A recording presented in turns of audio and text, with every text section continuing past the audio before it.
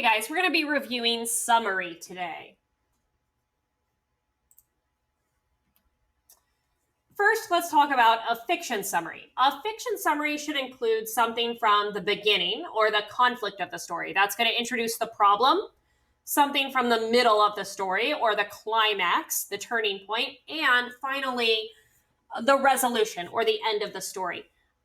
A fiction summary is not complete if it leaves out a whole chunk of the story. It needs to include the main part of the beginning, middle, and end. You can't have a fiction summary that is correct if it only has the beginning and middle of the story and it leaves off the ending. Just the same, you wouldn't leave off the beginning of the story and the problem and the characters and only tell the middle and the end. So we're going to look for something from the beginning, the middle, and the end of the story in a fiction summary. Let's try using a familiar story, like the gingerbread baby. In the beginning, Maddie baked a gingerbread boy in his oven, but he opened the oven too soon and the gingerbread baby ran away. So that introduces the characters, the setting, and the problem. Then in the middle of the story, all the people in the village chased after the gingerbread baby, unable to catch him. I didn't list out all of the characters who chased him, the farmers, the cousins, the dog, the chickens. I did not list them all out, and I don't need to. I just classified it, lumped it together. All the people in the village chased after the gingerbread baby, and no one could catch him. In the end, finally, Maddie baked a gingerbread house, and the runaway gingerbread boy happily went into the house, and they went home. So I include the solution of how they finally caught the gingerbread baby. So that is a good fiction summary.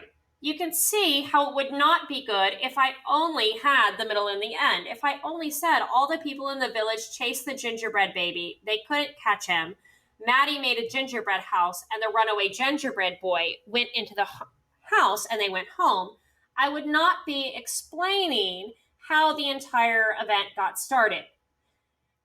And if I only included the beginning and middle, you would never know whether the gingerbread baby was caught.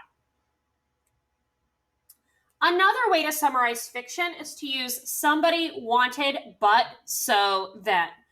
And this is a much shorter summary when we do it this way. We can typically summarize it in just one or two sentences when we do it this way. Somebody wanted, but so then. So let's try using a familiar story, Rudolph the Red-Nosed Reindeer, with somebody wanted, but so then. So the somebody is Rudolph the Red-Nosed Reindeer. He wanted to play with the other reindeer, but they made fun of his shiny nose. So one foggy night, he led Santa's sleigh. Then the other reindeer appreciated his nose and became friends with him. So I have the whole thing right here. My somebody is Rudolph. I have what he wanted, which was the problem.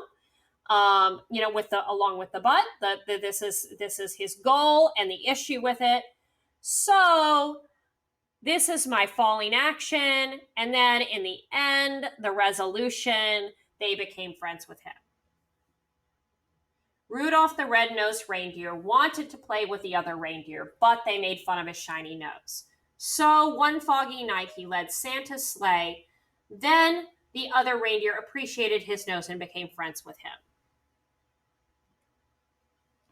All right, so next we're going to look at a nonfiction summary, which is a little different. We're not going to have characters and setting all the time in a nonfiction story. So we are going to have to do this a little bit differently. A nonfiction summary must include the main idea as well as a few of the main points from the text. Try not to include any minor details. It can be helpful to make a main idea graphic organizer first.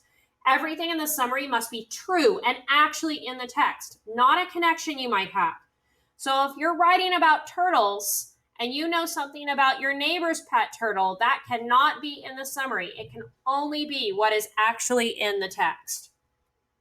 So let's look at a short informational text and try. Reindeer. Did you know that all reindeer do not live in the North Pole? It's true.